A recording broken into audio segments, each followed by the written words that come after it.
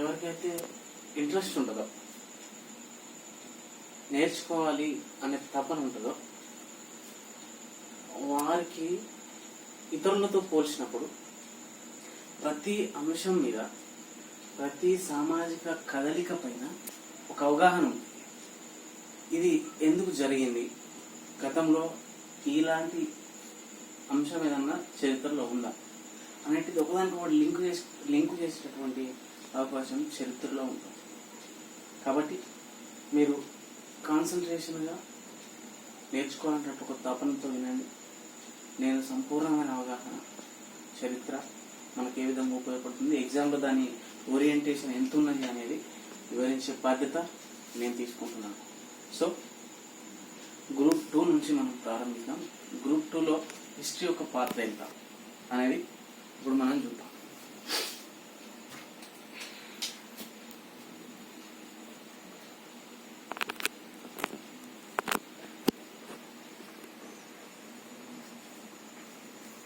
మీకు తెలుసు గ్రూప్ 2లో 4 పేపర్లు ఉంటాయని, ఒక్కొక్క పేపర్కి 150 మార్కులు కేటాయించారని తెలుసు.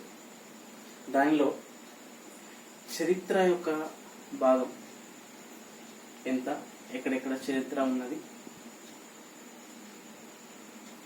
అని తెలుసుకోవడము చరిత్ర విద్యార్థికి చాలా ముఖ్యమైనటువంటి అంశం. మనం 4 పేపర్లు ఉన్నాయనుకున్నాము. పేపర్ 1లో చరిత్ర ఉంటుంది, పేపర్ 2లో చరిత్ర ఉంటుంది, పేపర్ 4లో చరిత్ర ఉంటుంది. పేపర్ 3లో మాత్రం చరిత్రకు సంబంధం లేని సబ్జెక్ట్. 4 పేపర్లలో 3 పేపర్లు చరిత్రకు సంబంధం ఉంటుంది. ఒక్క 3వ పేపర్ మాత్రము చరిత్రకు సంబంధించింది కాదు, అది ఓన్లీ ఎకానమీకి సంబంధించింది. ఫస్ట్ పేపర్ మనం సాధారణంగా జనరల్ స్టడీస్ అంటున్నాము. జనరల్ స్టడీస్లో చరిత్ర నుంచి అడిగేటటువంటి అంశము, చరిత్ర నుంచి అడిగేటటువంటి మార్క్స్ పేపర్ 1లో భారతదేశ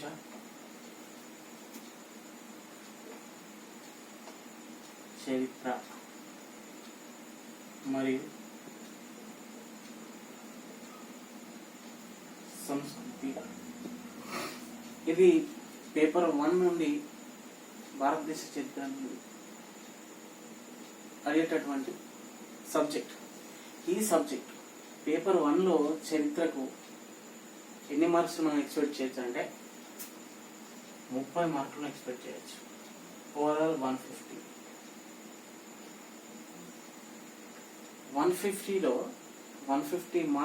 మార్క్స్లో 30 మార్కులు పేపర్ 1లో ఓన్లీ భారతదేశ చరిత్ర మీదనే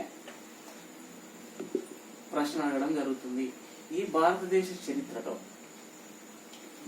చరిత్రలో ఎక్కడెక్కడ నుండి ప్రశ్నలు అడుగుతున్నాడు అంటే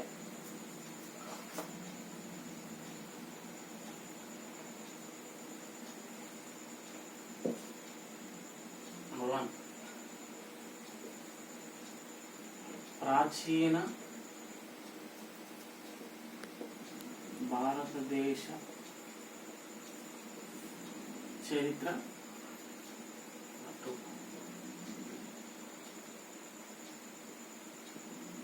మధ్యయుగ భారతదేశ చరిత్ర, ఆధునిక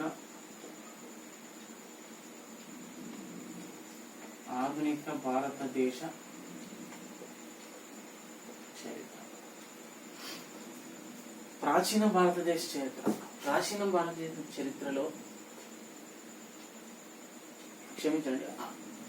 భారతదేశ చరిత్రలో ప్రాచీన భారతదేశ చరిత్ర, మధ్యయుగ భారతదేశ చరిత్ర, ఆధునిక భారతదేశ చరిత్ర అని మనం 3 భాగాలుగా చరిత్రను చరిత్రకారులు విభజించారు. ఎందుకనంటే చరిత్రను అధ్యయనం చేసేటప్పుడు, చరిత్రను చదివేటప్పుడు క్రొనాలజీ చాలా ఇంపార్టెంట్. క్రొనాలజీ ఏంటి? క్రొనాలజీ అంటే వరుస క్రమము, ఒక క్రమ పద్ధతిలో చదవడం క్రొనాలజీ అంటున్నాను. ఇప్పుడు భారతదేశ చరిత్రను మనం చదివే ముందు ప్రాచీన భారతదేశ చరిత్ర అంటే చరిత్ర ఎప్పుడు ప్రారంభమైంది, చరిత్ర ప్రారంభం నుండి చరిత్ర ఎక్కడ వరకు అంతమైంది అనేది ఒక క్రొనాలజీ. ఈ క్రొనాలజీ ప్రకారము మనం చరిత్రను అధ్యయనం చేయాలి. దానిలో భాగంగా ప్రాచీన భారతదేశ చరిత్రను ముందు మనం డిస్కస్ చేస్తాము, తర్వాత మధ్యయుగ భారతదేశం చరిత్రను డిస్కస్ చేస్తాము, తర్వాత ఆధునిక భారతదేశ చరిత్రను డిస్కస్ చేస్తాము. అంటే శిలాయుగాల నుండి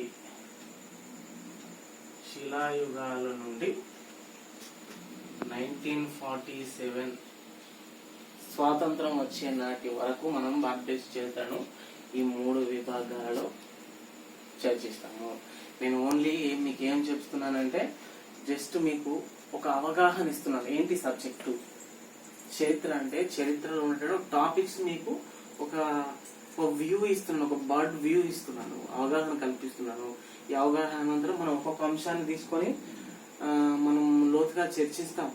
కానీ ప్రాచీన భారతదేశ చరిత్రలో ఏ యుగాలు ఉన్నాయి దాన్ని ఒక్కొక్కదాన్ని తీసుకొని మనం ఎక్స్ప్లెయిన్ చేస్తాం. కానీ ఇప్పుడు నేను చెప్పబోయేది ఏంటంటే సబ్జెక్ట్ లో మనకు మెయిన్ టాపిక్స్ ఏంటనేది నేను మీకు పరిచయం చేసే ప్రయత్నం చేస్తున్నాను. దానిలో భాగంగా భారతదేశ చరిత్ర సంస్కృతిలో ఈ 3 భాగాలను చర్చిస్తే మనకు భారతదేశ చరిత్రను కంప్లీట్ చేస్తాము.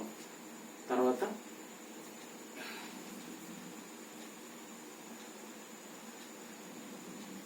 ఇది పేపర్ 1. పేపర్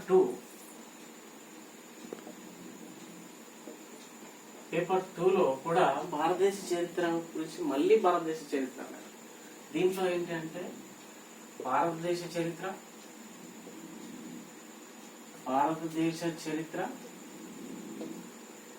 మరియు తెలంగాణ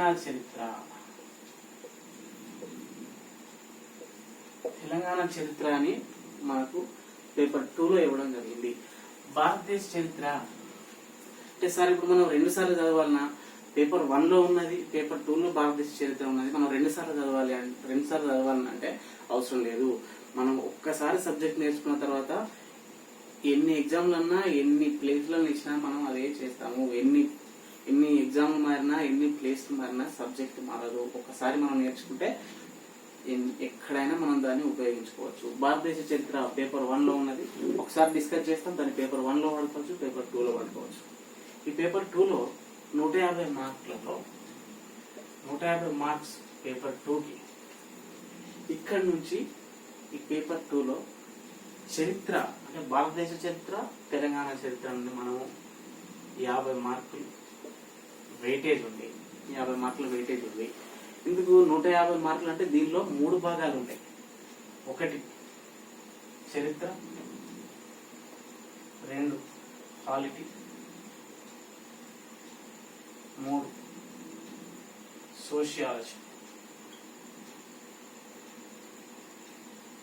ఈ 3 నుండి 50 మార్కుల చొప్పున 150 మార్కులు పేపర్ 2 కేటాయించడం జరిగింది.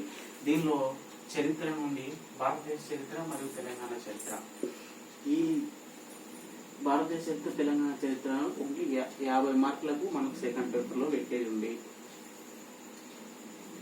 దీనిలో భాగంగా భారతదేశ చరిత్ర మనం 3 భాగాలుగా చర్చిస్తామని చెప్పిన. ఇప్పుడు తెలంగాణ చరిత్రలో కూడా నేను మీకు ఏ టాపిక్స్ ఉంటాయి అనేది మీకు ముందు పరిచయం చేసిన తర్వాత దాని నుండి ఒక్కొక్క టాపిక్ నేను మళ్ళీ మీకు వివరిస్తాను. దానికంటే ముందు తెలంగాణ చరిత్రలో ఉన్నటువంటి అంశాలు ఏంటి అనేది మనం తెలుసుకోవాలి. తెలుసుకునే ముందు నేను మీకు తెలంగాణ చరిత్రలో ఉన్నటువంటి అంశాలు మీకు వివరించబోతున్నాను. కానీ ఫస్ట్ నేను భారతదేశ చరిత్రకు సంబంధించిన క్లాసులు మాత్రమే ప్రారంభించబోతున్నాను. ఎందుకనంటే భారతదేశ చరిత్ర చదివిన తర్వాత తెలంగాణ చరిత్ర చదివితేనే మనకు లింక్ ఉంటుంది.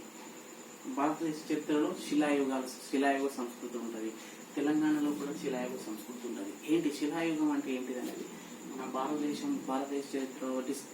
చరిత్రలో చదువుకున్నప్పుడు మనకు తెలంగాణ చరిత్రలో అది ఈజీగా అర్థం కావడానికి అవకాశం ఉంది. కాబట్టి నేను మొదట మీకు పరిచయం చేస్తున్నాను, కానీ పరిచయ కార్యక్రమం అనంతరం నేను భారతదేశ చరిత్ర వీడియోస్ మాత్రమే నేను ప్రారంభించబోతున్నాను.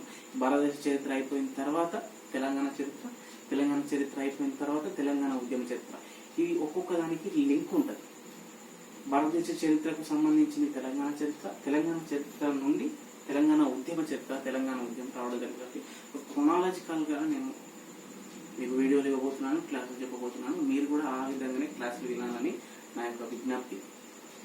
నేను ఏ విధంగా అయితే మీకు క్లాసులో చెప్తున్నాను, మీరు ఆ విధంగా విన్నప్పుడు మీకు ఒకదానికి ఒక లింక్ ఏర్పడి సబ్జెక్ట్లో లోతు అనేది రావడం జరుగుతుంది.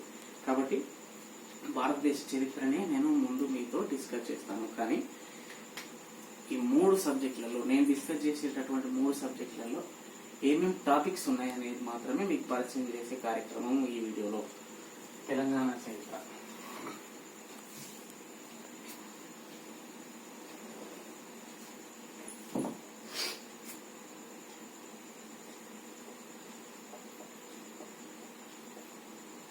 తెలంగాణ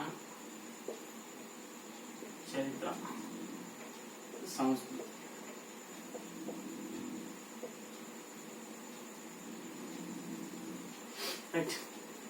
తెలంగాణ చరిత్రలో భారతదేశ చరిత్ర, నేను చెప్పాను భారతదేశ చరిత్రకి తెలంగాణ చరిత్రకి లింక్ ఉంటుంది. కాబట్టి భారతదేశ చరిత్ర చదివిన అనంతరమే మనం తెలంగాణ చరిత్ర చదవాలి. కాకపోతే తెలంగాణ చరిత్రలో ఉన్నటువంటి టాపిక్స్ ఏమో మీకు నేను వివరించబోతున్నాను, మీకు పరిచయం చేస్తున్నాను. తెలంగాణ చరిత్రలో కూడా ప్రాచీన తెలంగాణ చరిత్ర,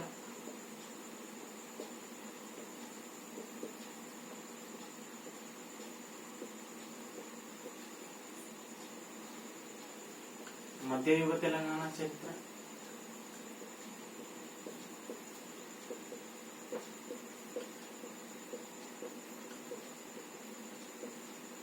మరియు ఆధునిక తెలంగాణ చరిత్ర.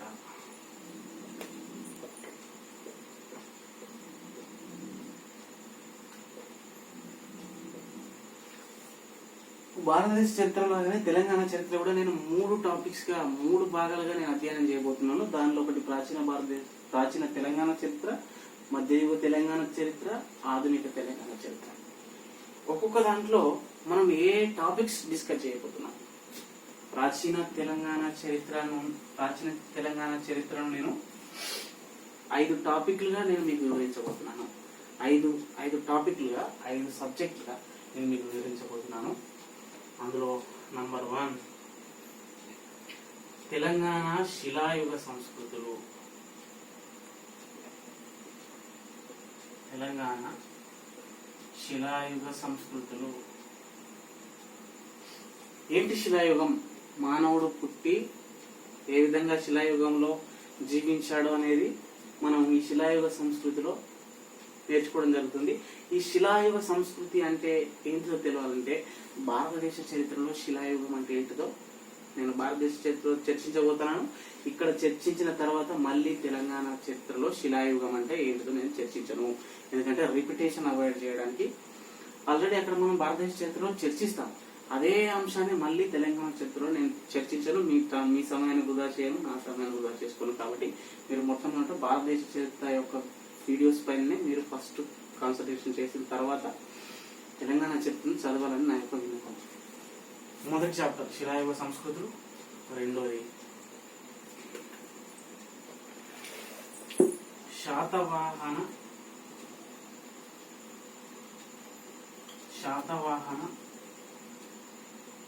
పూర్వయుగం.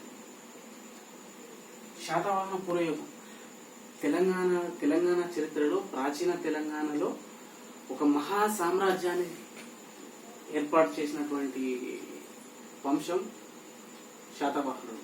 శాతవాహనులు మహా సామ్రాజ్యాన్ని సృష్టించి ప్రాచీన భారతదేశ చరిత్రను ఏలడం జరిగింది. ఈ శాతవాహనులకు పూర్వము అక్కడక్కడ కొన్ని చిన్న చిన్న రాజ్యాలు ఉన్నాయి. ఫర్ ఎగ్జాంపుల్ తెలంగాణలో కోటిలింగాల, పెద్దబంకూరు, కొండాపూర్ మరియు మగధ సామ్రాజ్య కాలంలో తెలంగాణలోనే మొట్టమొదటి సామ్రాజ్యం, దాన్ని మనం అస్మక రాజ్యం అంటాము. ఈయన ఆనాటి బోధనలో అస్మక రాజ్యం తెలంగాణలో ఉండడం జరిగింది. దాన్ని ఆనాడు మనం అస్మక రాజ్యం, దాని రాజధాని బోధన అన్నాము. ఈనాడు దాన్ని మనం బోధన అంటున్నాము. ఇలాంటి చిన్న చిన్న రాజ్యాలు శాతవాహనులకు ముందున్నవి. వాటి గురించి మనం శాతవాహన పూర్వయుగంలో చర్చిస్తాము. 3 శాతవాహన యుగం.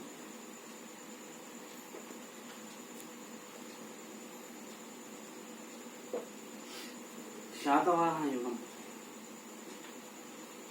ఈ శాతవాహనుల గురించి చర్చించే ముందు భారతదేశ చరిత్ర మీద మనకు అవగాహన ఉండాలి. లేదంటే శాతవాహనులు ఎవరో మనకు అర్థం ఉండదు. శాతవాహనులు ఎవరు? శాతవాహనులు తెలంగాణను లేదా ఆంధ్ర ప్రాంతాన్ని పరిపాలించేటప్పుడు శాతవాహనులు తెలంగాణను ఆంధ్రాను రాయలసీమను కలిపి పరిపాలించారు. ఈ తెలుగు రాష్ట్రాలను శాతవాహనులు పరిపాలించేటప్పుడు భారతదేశంలో ఉన్నటువంటి సామ్రాజ్యాలు లేదా వంశాలు ఏమేమి ఉన్నాయి, ఉత్తర భారతదేశంలో ఎవరు పరిపాలిస్తున్నారు, దక్షిణ భారతదేశంలో ఎవరు పరిపాలిస్తున్నారు, తూర్పు భారతదేశంలో ఎవరు పరిపాలిస్తున్నారు అనేది ఒక అవగాహన ఉండాలి. వారికి శాతవాహనులకు కొన్ని యుద్ధాలు, కొన్ని సందులు, ఒప్పందాలు జరిగినాయి. అవన్నీ అర్థం కావాలంటే మనం ఫస్ట్ భారతదేశ చరిత్ర, శాతవాహనులు ఎక్కడి నుంచి రావడం జరిగింది, వీరికి సమకాలికంగా భారతదేశ చరిత్రలో ఏ రాజులు ఉన్నారు అనేది తెలియాలి. దీనిలో భారతదేశ చరిత్ర యొక్క ఇంపార్టెన్స్ నేను మీకు చెప్పే ప్రయత్నం చేస్తున్నాను. భారతదేశ చరిత్రను ఎందుకు మొదలు చదవాలి అనే ఒక అంశాన్ని నేను మీకు వివరించబోతున్నాను. శాతవాహన యుగంలో గౌతమిపుత్ర శాతకర్ణి, మనం షార్ట్ గా GPS అంటాం. గౌతమిపుత్ర శాతకర్ణి ఒక బిరుదు పొందడం జరిగింది. ఏంటంటే శక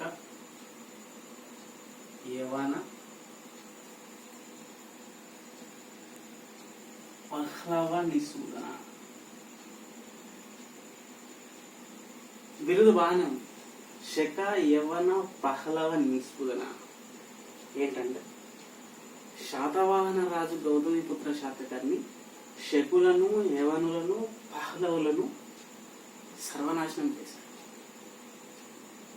అనేది ఈ బిరుదు యొక్క సారాంశం. ఎవరు శకులు ఎవరు, యవనులు ఎవరు, పహ్లవులు ఎవరు? భారతదేశ చరిత్రలో దీనికి ఆన్సర్ అవుతుంది. మరి ఇదే గౌతమిపుత్ర శాతకర్ణి ఇంకొక బిరుదు క్షహరాట వంశ నిర్వశేషకార. క్షహరాట వంశ నిర్వశేషకార ఎవరు? క్షహరాట వంశం అంటే ఎవరు? భారతదేశ చరిత్రకి వెళ్ళాం. ఈ క్షహరాట వంశం ఎవరో తెలియకపోతే శాతవాహనం మనకు అర్థం కాదు, కన్ఫ్యూజన్. కాబట్టి నేను ఏం చెప్తున్నానంటే భారతదేశ చరిత్రను ఫస్ట్ మీరు అధ్యయనం చేసిన తర్వాత తెలంగాణ చరిత్రలోకి రావాలి. ఇది శాతవాహన యుగం.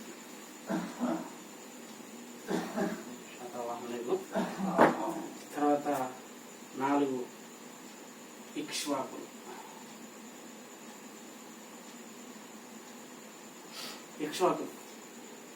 శాతవాహనం అనంతరం ఇక్ష్వాకులు రావడం జరిగింది. వీరు నాగార్జునకొండ లేదా విజయపురిని రాజధానిగా చేసుకుని పరిపాలించారు. వీరు ఇక్ష్వాకులు అంటే త్రేతాయుగంలో శ్రీరామచంద్రుని వంశం ఇక్ష్వాకులు. అయితే చరిత్రలో ఒక కనెక్షన్ ఉంటుంది. ఏంటంటే ఈ ఇక్ష్వాకులను చరిత్రకారులు ఏమని తెలిసిండ్రు అంటే వీరు ఈనాడు మనం నల్లమల కొండల్లో చెంచు గిరిజన జాతి ఒకటి ఉంటుంది. చెంచు గిరిజన జాతికి చెందినటువంటి గిరిజనులు శాతవాహనుల వద్ద ఉద్యోగులుగా పనిచేసి గొప్పగా ఎదిగి సంస్కృతి నేర్చుకొని నాయకులై వీరు ఒక స్వతంత్ర రాజ్యాన్ని విజయపురి రాజధానిగా, విజయపురి అంటే ఈనాడు మనం నాగార్జున సాగర్ అంటున్నాం, నాగార్జున కొండ అంటున్నాము, విజయపురి రాజధానిగా ఇక్ష్వాకు వంశాన్ని స్థాపించారు. కానీ వీరు రాజులయ్యారు. కాకపోతే వీరు మేము చెంచు గిరిజన జాతికి చెందిన వారము అంటే వారికి గౌరవం ఉంటుందా? ఉండదు. కాబట్టి వీరు ఏం చేస్తున్నారు అంటే అయోధ్యను పరిపాలించినటువంటి ఇక్ష్వాకు వంశ తిలకుడైనటువంటి శ్రీరామచంద్రుడు మా పూర్వీకుడు, ఇక్ష్వాకు వంశానికి చెందినటువంటి మా పూర్వీకులు నల్లమల కొండలకు వలస వచ్చి ఈ ఇక్ష్వాకు వంశాన్ని స్థాపించారు అని ఒక కనెక్షన్ ఏర్పాటు చేసుకుంటారు. ఎందుకంటే మనల్ని మనము గొప్ప చేసుకోవాలంటే గొప్ప వాళ్ళతోటి కనెక్షన్ పెట్టుకున్నప్పుడు మనం కూడా గొప్ప వాళ్ళం అవుతాం. కాబట్టి ఇక్ష్వాకులు, ఇది యాక్చువల్గా ఇక్ష్వాకు వంశీయులు కాదు, కానీ మేము ఇక్ష్వాకులము, మేము శ్రీరామచంద్రుని వంశం వారం అని చెప్పుకొని వీరి విలువను పెంచుకునే ప్రయత్నం వీరు చేస్తున్నారు. అదేవిధంగా ఇక్ష్వాకులు భారతదేశంలో చాలా మేము ఇక్ష్వాకులము అని చెప్పుకునేటటువంటి వంశాలు చాలా ఉన్నాయి. అస్మక రాజ్యం అని చెప్పాము. అస్మక రాజ్యాన్ని పరిపాలించిన రాజు మేము ఇక్ష్వాకులు శ్రీరామచంద్రుని వంశం వాళ్ళము అని చెప్పుకున్నాం. ఇలా ఇక్ష్వాకులు విజయపుర రాజాన్ని పరిపాలించినారు. వారిని వారు గొప్ప చేసుకోవడం కోసం శ్రీరామచంద్రుని కనెక్షన్ పెట్టుకుంటున్నారు. కానీ చరిత్రను చదివేటటువంటి మనము చరిత్రను హేతుబద్ధంగా ఏది నిజము ఏది అబద్ధం అని తెలుసుకొని చదవాల్సి ఉంటుంది. మేము శ్రీరామచంద్రుని అని చెప్పేసరికి మనం నమ్మడానికి అవకాశం లేదు. కానీ వారిని వారు గొప్ప చేసుకోవడానికి గొప్ప వాళ్ళతో కనెక్షన్ పెట్టుకోవడం అనేది చరిత్రలో ఒక సంప్రదాయం. నెక్స్ట్ 5 ఇక్ష్వాకుల తర్వాత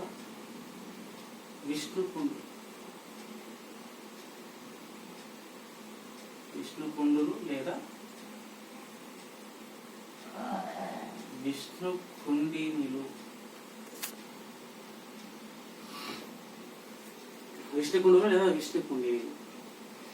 ఈ ఐదు వంశాలను నేను ప్రాచీన తెలంగాణ చరిత్రలో నేను మీకు వివరించబోతున్నాను.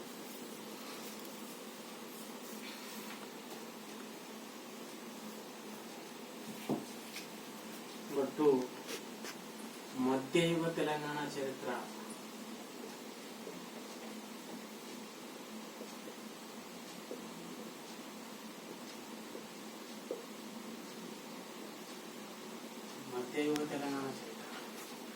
మధ్యయుగ తెలంగాణ చరిత్రలో మొదటి టాపిక్ వేములవాడ చాళుక్యులు. ఈనాటి మన రాజన్న సిరిసిల్ల జిల్లా వేములవాడను రాజధానిగా చేసుకొని పరిపాలించినటువంటి చాళుక్యులు. దీన్ని మనం వేములవాడ చాళుక్యులు అంటాం.